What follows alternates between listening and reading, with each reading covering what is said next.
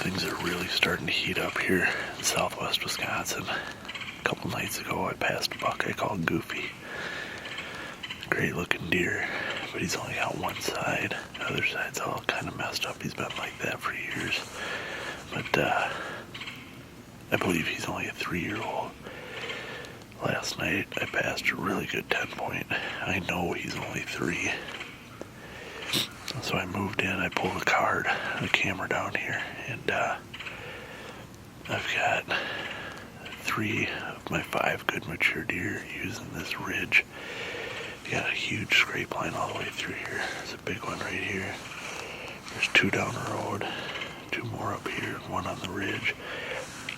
As they're coming through, I've had deer in and out of here all day long.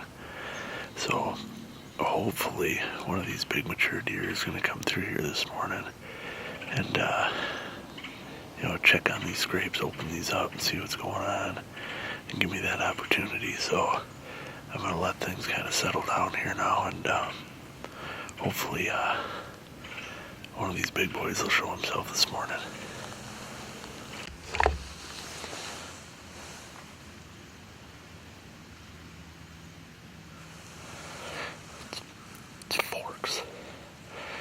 It's that 4 or 5-year-old. I believe he's 5 past pictures.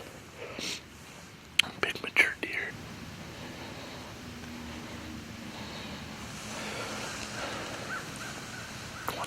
Yards.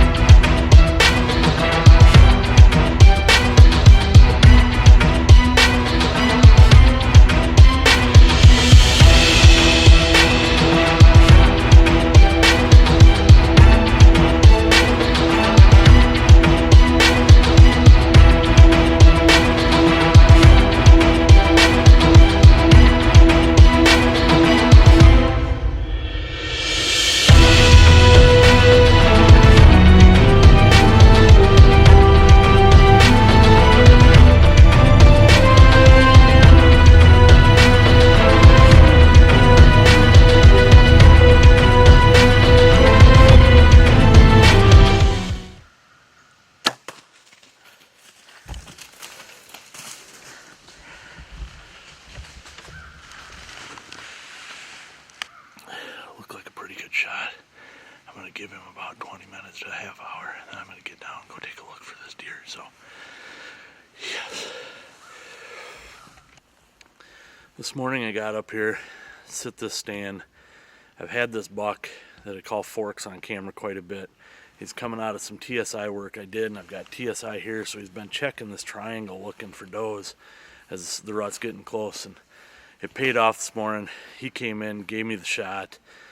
I've got a lot of blood, so I kind of backed out, and I called my neighbor John, and he came over here to help me. So he's behind the camera. We're going to take up this blood trail, and hopefully he's not too far away. And you know, I heard him kind of run up here and crash, so we're going to go check for him. And blood running through here like a bulldozer, and I'm hoping. He's right there, buddy. Ooh.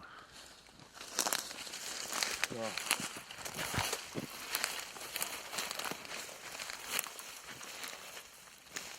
Big old body. Great mass.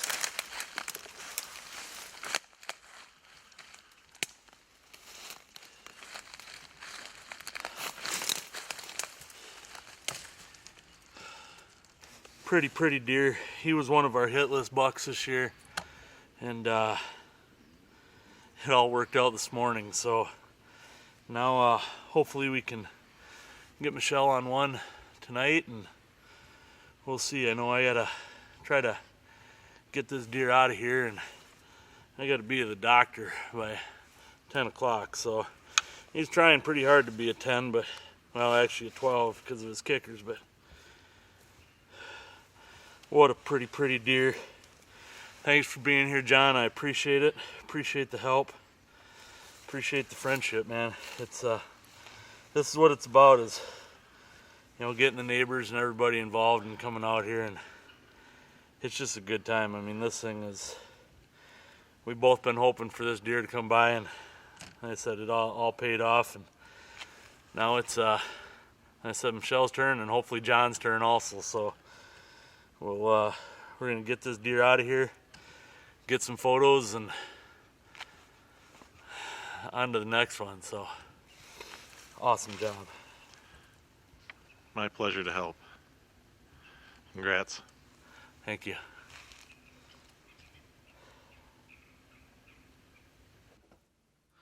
So a couple tips from this hunt. What happened, and I was self-filming this hunt, so things, you didn't get to see everything because things got a little tough and I was trying to do things.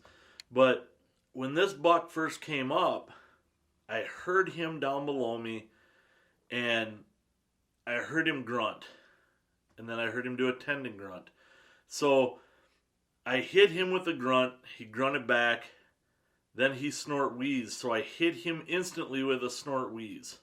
As soon as that happened, he cut loose. I heard him start making a rub down there and tearing some brush up. I instantly started getting ready, and then that buck come up over the hill, and as soon as I realized it was Forks, I was like, hey, I know this is at least a 4.5, probably 5.5-year-old buck from previous year's pictures of this deer. The tip for that, you know, you can challenge that deer when you have that setup like I did. The mock scrape was right there. I have pictures of him on that scrape, you know, continually, day after day after day, along with 3 or 4 other good mature deer. Well, if he knows that those other deer are there, I'm challenging him. He wants to see what deer that is. And that's what he did. He came up, he stopped, he focused straight onto that, then went looking for that deer. Came over the hill, started looking in different areas, trying to figure out where that buck went and what was challenging him. Fortunately for him, it was too late. There was no other buck there that was challenging him. It was just strictly myself. So, you know, use that to your advantage. Understand a deer's behavior. Use these mock scrapes. Once they're used to them and they know where they are, then they're going to start continually using them, you know, starting in July. And a lot of people don't understand that starting in July. Well, the end of July, bucks are starting to break off from, you know, their bachelor groups. So they're trying to find their dominant areas. Yes, they will still hang out in those, but they are trying to find their own little area where that dominant buck can live. So start these early.